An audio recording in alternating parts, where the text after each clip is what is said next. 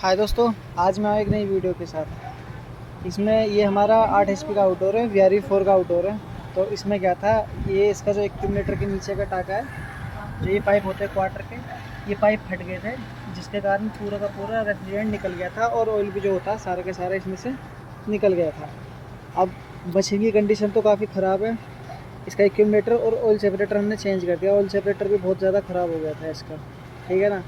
तो आज हम इसी के बारे में बात करेंगे कि ऑयल सेपरेटर कैसे काम करता है, ठीक है। तो ये है हमारा पुराना ऑयल सेपरेटर, मैं आपको दिखा देता हूँ। ये रहा, ये आप देख सकते हैं, ये है पुराना ऑयल सेपरेटर। ये 8 एचपी का है। तो 8 एचपी में सिंगल ही कंप्रेसर होता है, तो सिंगल ही ऑयल सेपरेटर होता है, ठीक है। इसको डिस्चार्ज पाइप असेंबली के अंदर लगाते हैं, ठीक है ना। इसके अंदर क्या होता है, ये एक खाली डोम होता है और ये क्वार्टर का पाइप होता है, ये कैपिलरी होती है, ये सोलेनोइड बॉडी होती है। ये सीधा नीचे से अटैच होता है, इसके नीचे से बिल्कुल, ठीक है। अब इसमें क्या होता है कि यहाँ से हमारे कंप्रेसर ने करा डिस्चार्ज, ये डिस्चार्ज रेफ्रिजरेंट गया हाई प्रेशर हाई टेम्परेचर, इसमें गए वेपर, जाने के बाद ये सीधा यहाँ से निकल जाता है हमारा 4 वाल होते हुए कंडेंसर में, ठीक है। अब यहाँ से होने के बाद अब ये जो इसमें रेफ्रिजरेंट होता है, वेपर होता है, वो तो यहाँ से निकल जाता है। अब रेफ्रिजरेंट में जो ऑयल होता है, जो कंप्रेसर कंप्रेस करता है, वो नीचे बैठ जाता है। अब जब नीचे बैठता है तो यहाँ से वो यहाँ पे स्टोर होता है, वो नीचे इस साइड पूरे में स्टोर होता है, ठीक है। अब यहाँ से कंप्रेसर हमारा जो डिस्चार्ज प्रेशर फेंक रहा है 400 450 PSI का, वो यहाँ से निकल जाता है बाहर। अब ये जो हमारी सोलेनोइड कॉइल होती है, यहाँ पे आती है 230 वोल्ट। जब 230 वोल्ट आते हैं और ये लगी हुई है यहाँ पे कैपिलरी, हमारी कैपिलरी क्या करती है, प्रेशर को कम कर देती है, ठीक है ना। ताकि जो भी यहाँ से ऑयल निकलेगा हमारा एक बहुत हल्के प्रेशर से निकलेगा, ताकि हमेशा हमारे ऑयल का जो लेवल है वो ऑयल सेपरेटर में बना रहे, ताकि एक बारी में सारा का सारा ना निकल जाए। इससे ये है कि मिस बैलेंस भी हो जाता है, ठीक है। तो ये कैपिलरी इसका बैलेंस बना के रखती है ऑयल का, ताकि बहुत कम मात्रा में कंप्रेसर में ऑयल भेजे।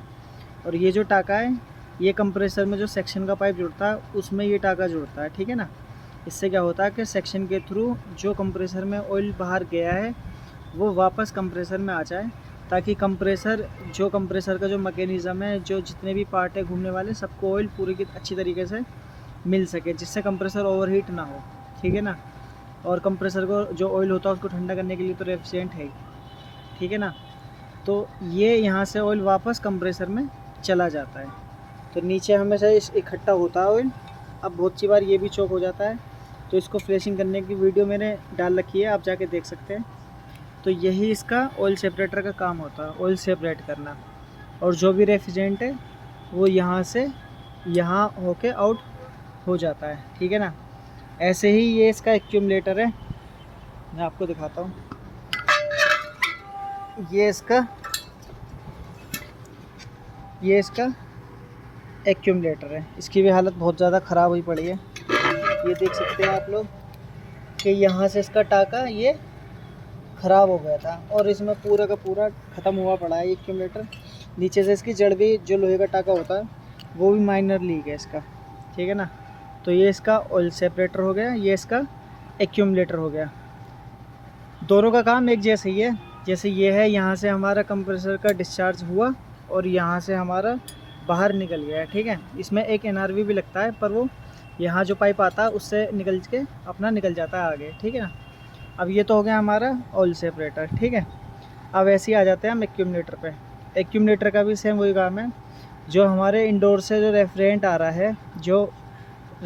रहा है, अब उसमें अगर कभी बाई चांस ऐसा होता है कि इंडोर के फ़िल्टर गंदे होते हैं, इंडोर की मोटर गंदी होती है, या XYZ, इंडोर से हमारा लिक्विड में आ रहा है रेफ्रिजरेंट, तो वो लिक्विड में अगर डायरेक्ट कंप्रेसर में जाएगा तो कंप्रेसर ख़राब होने के चांस रहते हैं, और कंप्रेसर ख़राब ही हो जाता है। अगर लिक्विड जाता है, कंप्रेसर नॉइज़ करने लगता है या हाई पे लेके ख़राब हो जाता है।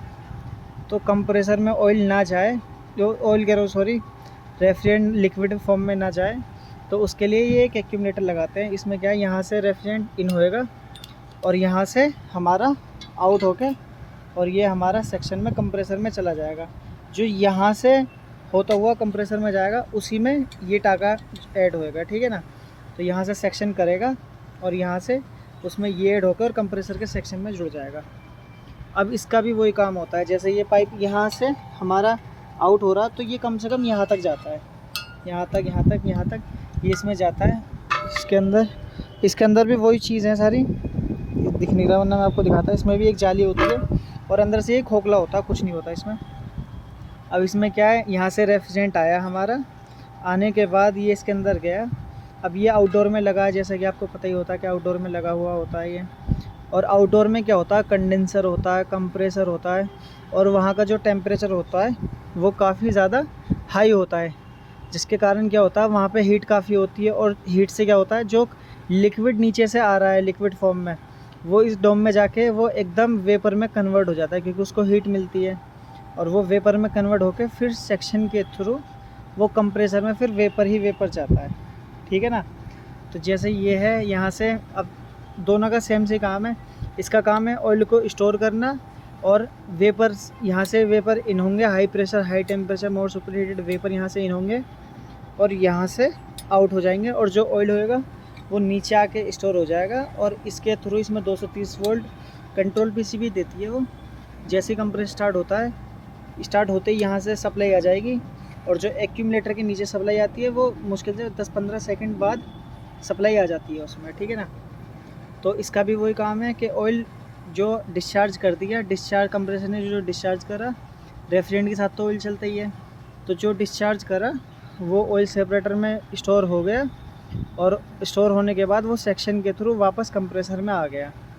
अब एक्यूमुलेटर का भी वही काम है, जो यहाँ से बचा रेफ्रिजरेंट जो नीचे इंडोर साइड में चला गया, वो सेक्शन के थ्रू इसमें आएगा। और आने के बाद ये मैं आपको दिखाता हूँ, एक मिनट। आने के बाद ये यहाँ पे फ़िल्टर लगा हुआ है, ताकि जो भी ऑयल कंप्रेसर में जाए वो छन के जाए। तो यहाँ से फ़िल्टर से होता हुआ ये सीधा ये यहाँ पे ऐड हो गया, ये आप देख सकते हैं। और इसके थ्रू ये सेक्शन के थ्रू चला जाता है, ठीक है।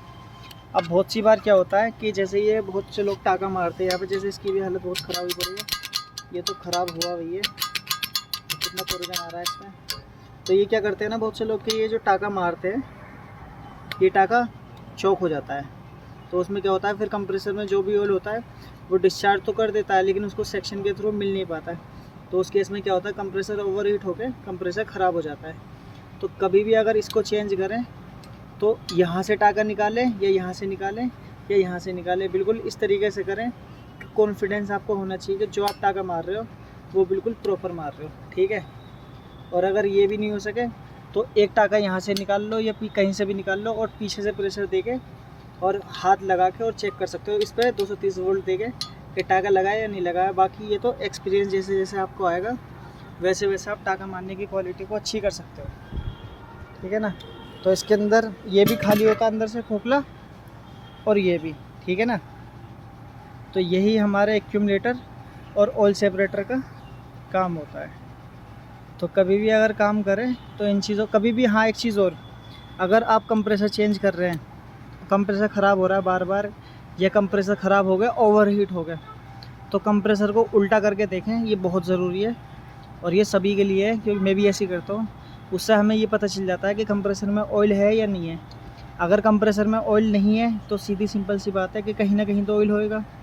तो फिर उसको चेक करना है कि ऑयल कहाँ गया, ठीक है ना।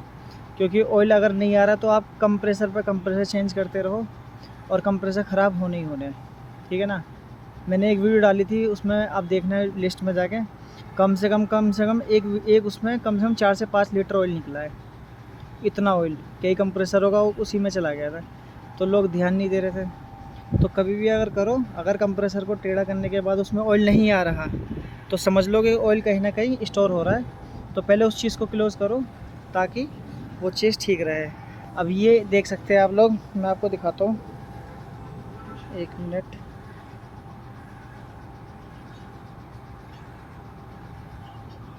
ये दिखेगा नहीं, इसमें धूप आ रही है। ये टाका इतना ब्लॉक हो चुका है, यहाँ पे बार बार मटेरियल लग लग के। तो इस चीज़ का भी ध्यान रखा करें बिल्कुल, कि कभी भी अगर टाका मार रहे हैं तो पाइप का चेक कर लें कि मटेरियल ज़्यादा आ तो नहीं रहा, ठीक है ना। इसको निकाल के फिर साफ़ करना पड़ता है, फिर ठीक हो जाता है, ठीक है। और इसको फ्लैश करने का तो मैंने डाल ही रखा है, आप जाके देख सकते हैं वीडियो में।